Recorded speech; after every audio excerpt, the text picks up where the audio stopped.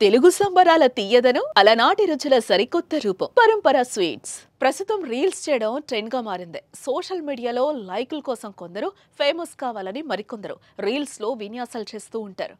కొన్నిసార్లు వారి reels pitch peaks కు చేరుకుంటుంది. వారు చేసే సాహసాలే వారి ప్రాణాల మీదకు తెస్తుంది.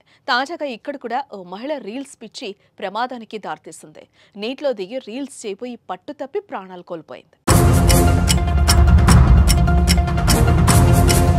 యూపీలోని ఉత్తరకాశీలో మణికర్ణిక ఘాట్ వద్దకు మహిళ తన పిల్లలతో వచ్చింది. అలా అక్కడికి చేరుకున్న కొద్దిసేపటికే రీల్స్ చేద్దామని పిల్లలకు ఫోన్ ఇచ్చి నీటిలోకి దిగుతుంది. అలా దిగుతున్న క్రమంలో పట్టు తప్పి కాలు జారడంతో నది లోపలికి వెళ్ళింది. అయితే అప్పటికే అక్కడ నదీ ప్రవాహం ఎక్కువగా ఉండడంతో జారిపడిన కొద్దిసేపటికే గంగా నదిలోకి కొట్టుకుపోయి చనిపోయింది. ఇకపోతే అప్పటి వరకు తల్లితో సరదాగా గడిపిన పిల్లలు ఇక తల్లి లేదనే విషయాన్ని జీర్ణించుకోలేకపోతున్నారు.